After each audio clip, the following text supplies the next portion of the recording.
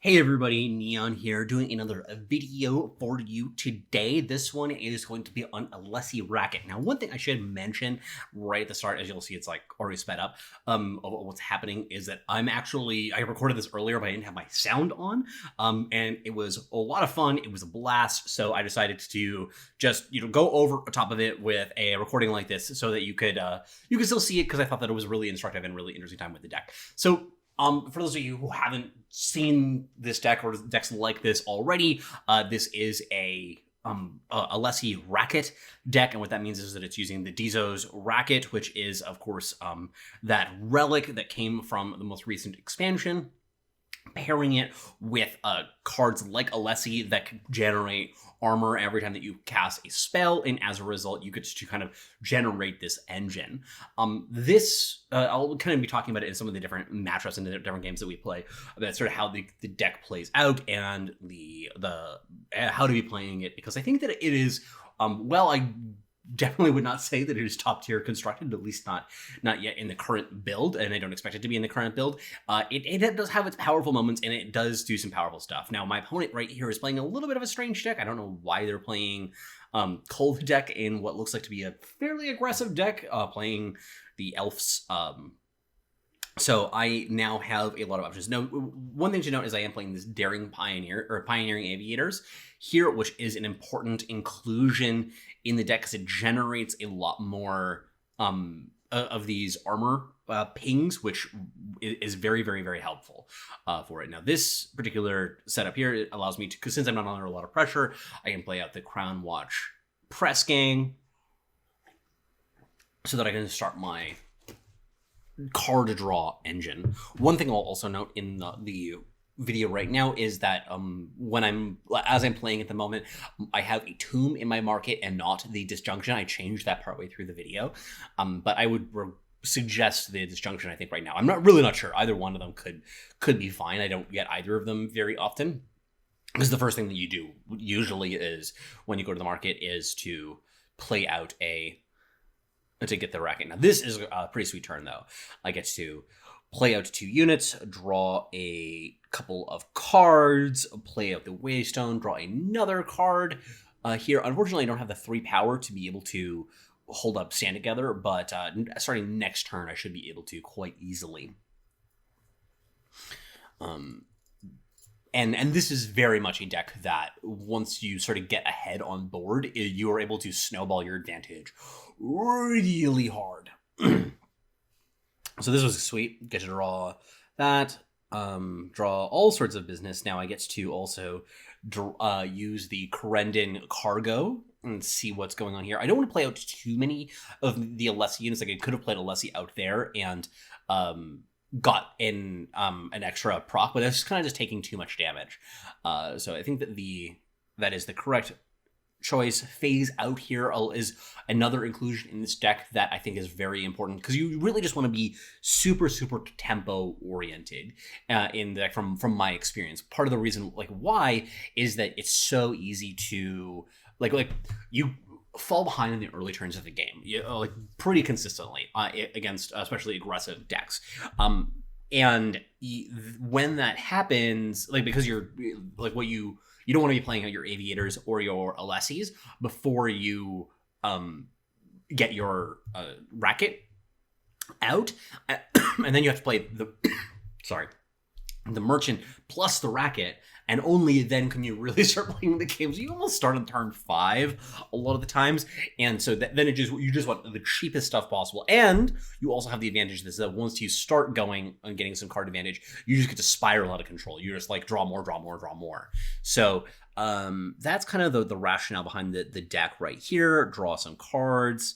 Especially, there's a great combo that people might not realize when you have the Auric Runehammer in the deck right here, because it allows you to play out all of your spells and you don't take any damage from them, so you actually accumulate armor.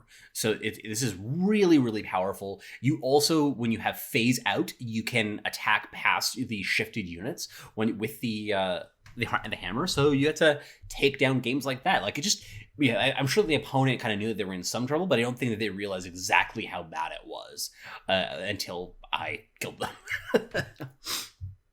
So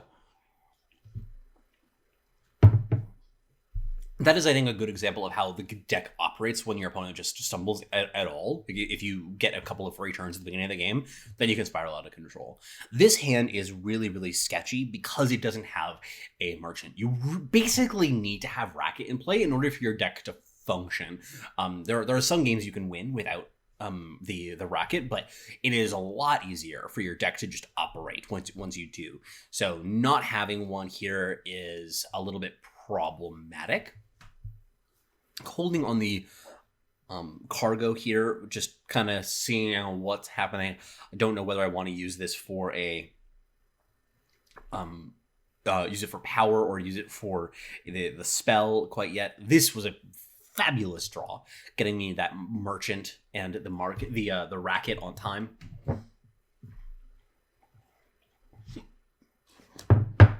Really, what I was thinking about here is what I'm going to send back.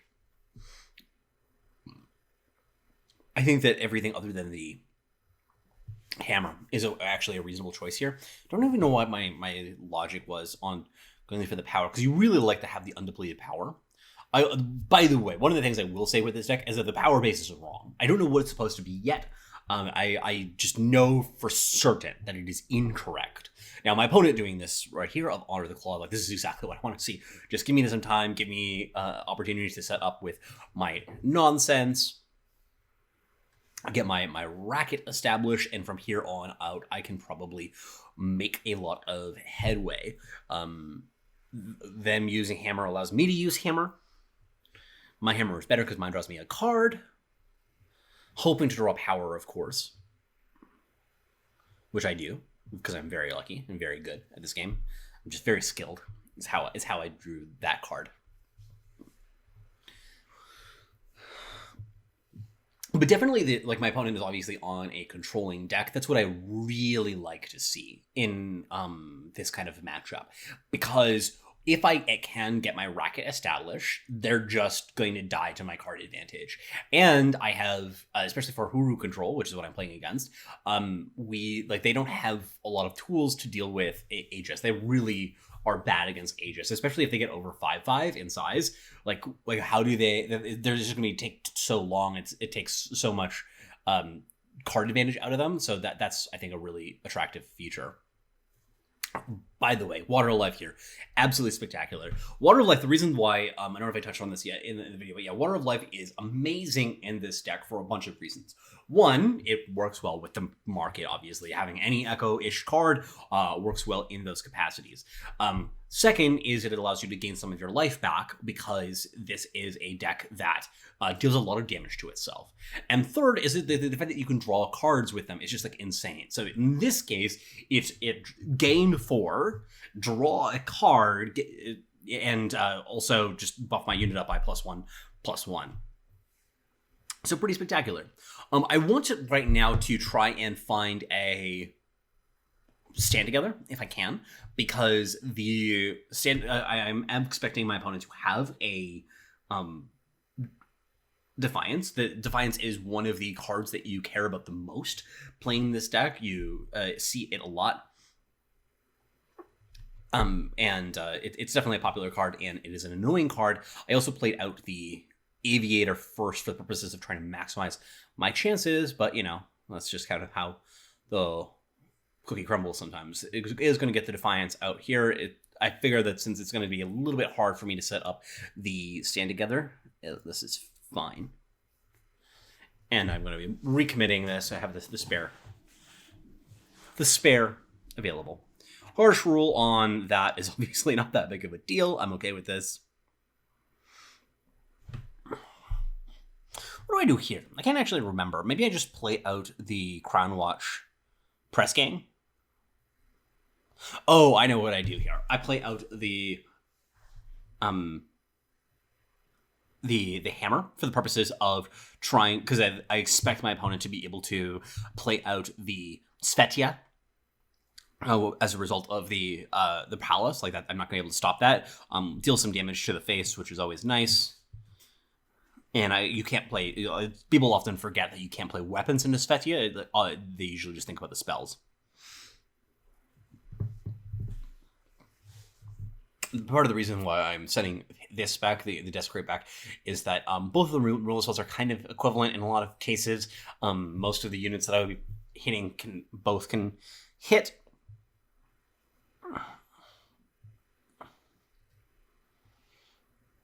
Get stand together. This is a surprising one that they have the counter spell here. It's not seeing a lot of play of Unseal, and I don't think that they got that from the market at any point.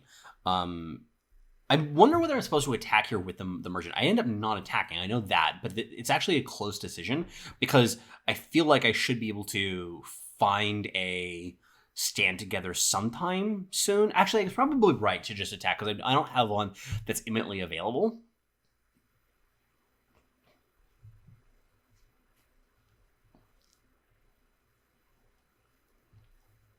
Yeah, here, okay, so Vanquish, and they just drew that Vanquish too, so that suggests to me that they didn't have it, which is kind of unfortunate. I think that I was supposed to just attack and hope that they didn't have it and soak it up, because like I also have the Alessi in hand too, and that I would rather the merchant suck up the Defiance rather than the Alessi.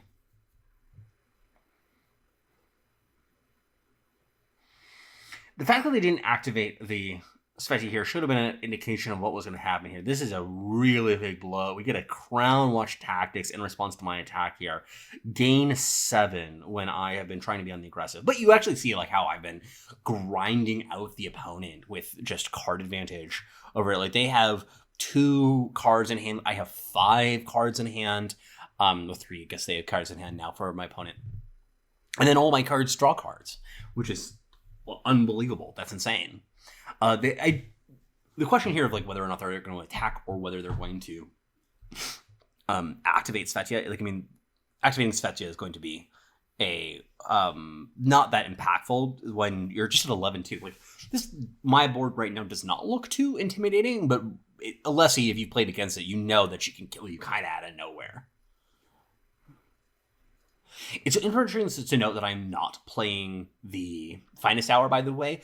Worth noting that because, like, basically my interest, like my priority is to try to. Oh, by the way, yeah. So Snowball here, I get to play out this. I'm lucky enough that I get to hit the Crown Watch Press Gang, which is really good.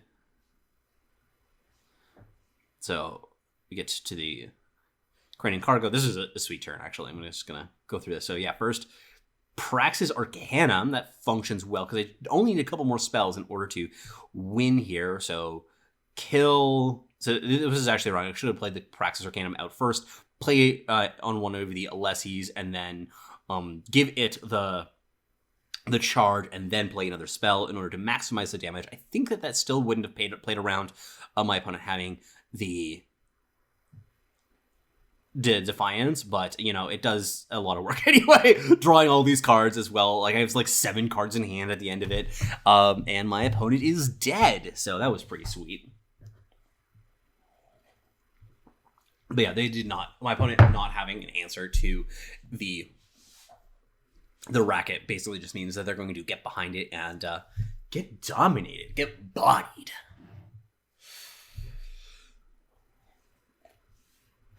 This hand is pretty good. I'm pretty happy with something like this. I am thinking about, because it want a little bit more power than this, but the fact that I have the correct colors, I have access to Racket, I have access to an Alessi. I always like group in the Aviators as just like Alessis 5 through 8, which are really bad Alessis. They're really bad Alessis, but you know, it's also when you're like buffing everything up with Stand Together, etc. Now that this is here, good, very good, because I have undepleted power now, which makes everything much smoother. But yeah, when you're buffing everything up with Stand Togethers and the sort of Unity, you really don't need to have good units. I mean, Alessi is very, very good in the deck. Like, obviously, she's by far the best card in the deck. But you, when she doesn't show up, you get to still play the game.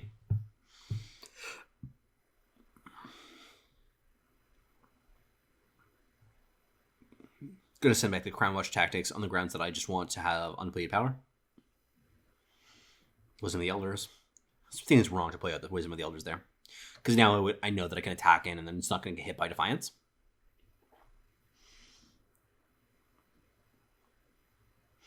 Not to mention the fact that I could have a discard effect here. I could have a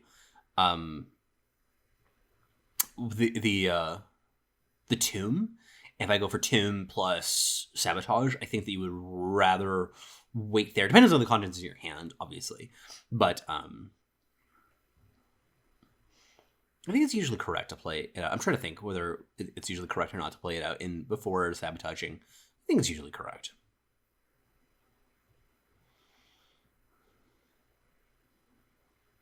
Now we get to kind of go off because we get to hold up stand together.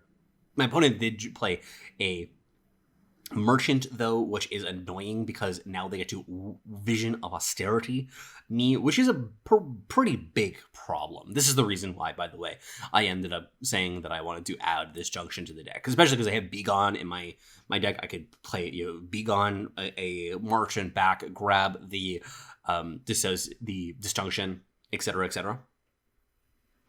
But now we get to go on the offensive. Both the Unspeakable Torment and the Citywide Ban are kind of interesting. Unspeakable Torment, because you're dealing damage to myself, is quite powerful because I have all of this life gain functionally because of the armor that I'm getting. But Citywide Ban is just too good because if I hit something like the Harsh Rule, then they're kind of just dead. Do Not Hit It, because I'm not sure exactly how Citywide Ban works when they have multiple 5-cost cards in their deck. But we didn't see it, but we definitely did get to hit that Palace, which takes away their ability to basically win. But we have a bunch of tools here to sort of tempo out the game. So we go Alessi. The Alessi draw here is tight. So Alessi, Begone, get influence that doesn't matter, attack. It might have been correct there to just jam with the stand together, but I think that especially against a deck like my opponent's, it's probably correct not to, because you get to pull out a play like this, try to sucker them into something that they're not supposed to do. Now I have a very good board because I can, if I play out Phase Out, then I have a 5/5 and 2 4/4s with Aegis, one of which has flying. So they have to chump block the Alessi, and then they're still only at 3. And since Huru has such a hard time battling through Aegis, they're just in a ton of trouble. So, okay. Very good game. Things worked out well, even though I lost my Racket. So you can win games without Racket. You definitely have to lean really hard on Alessi just carrying.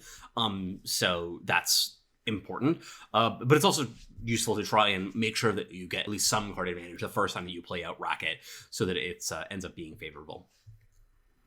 You see me now making that change. I don't know how I feel about it. So the market is definitely... The market is bizarre, I would say, for this deck, because the two that are definitely correct is obviously Racket and then the Sword of Unity.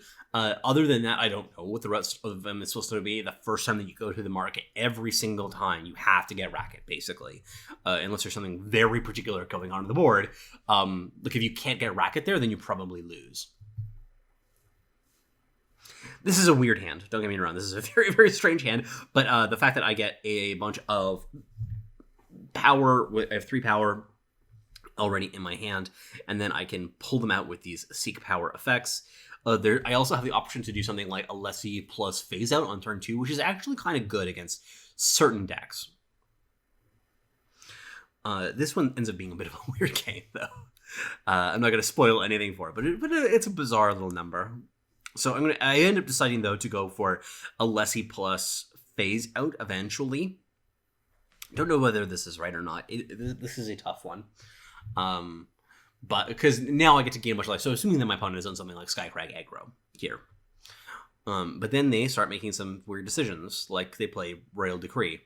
I don't know why you would be playing a Duskgrader. So I think the idea behind a Duskgrader Royal Decree deck is that you feed your opponent a bunch of cards from Nightfall. You then get to choose whatever you want to take out with the Royal Decree. And then all of their, then they're going to draw more cards that are all sea powers. So it kind of has a interesting-ish effect, but sometimes that's just all they do, and then the game's over. Yeah, we discussed the card of Reliquary on the Lights Out Aces stream back a couple days ago, when it was like kind of the set review we did with that and with Ski and the Overmaster. Basically, all of us kind of like my opinion on it specifically was sometimes it will be right to play Reliquary in some specific decks, probably in the market, but it's going to be wildly overplayed. And I think that you kind of saw that in that game, so that was interesting at the very least. This is once again a sketchy hand to keep, but the fact that I can get the Racket very, very comfortably is very good for me. Definitely need time, though, to operate.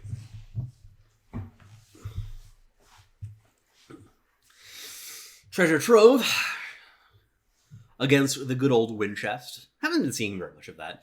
The metagame is so open. I mean, I guess we saw 2 of the Huru control decks over the course of this video, but other than that, we have not been seeing a lot of repetition. Now, this is interesting. My opponent played out their Winchest, their merchant. Now, that means that I cannot play out my merchant, because if I get the Racket in hand, then it could get sabotaged, and then I'm dead. This matchup particularly, since it's their mono spot removal, I really badly need to have access to Racket, and a lot of the times they have no other tools other than that sabotage off of the tomb. Like, I know that some people are still playing board in their markets, but not everybody. So I really, really need to have it survive. Now, my opponent ends up playing very, very cautiously here, which I understand. But, so I get my Racket in play.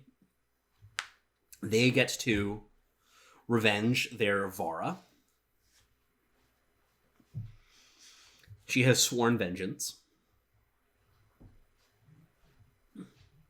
But now there's a question of what do I do? Because I really badly need time. I think that this is...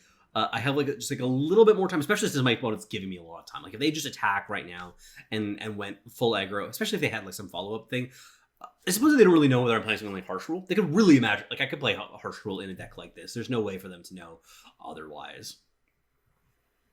So that might explain some of the timidness in their play. Interesting.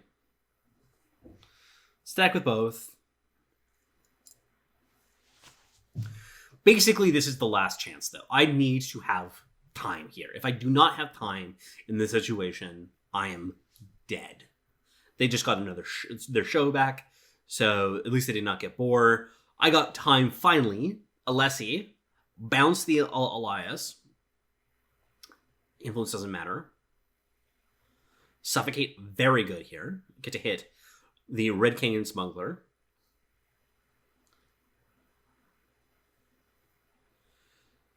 Get to play the Water of Life, draw another couple of cards. Taking so much damage here, though. Like, look at how dead I am. Look at how much damage I'm taking. I took, like, 10 damage.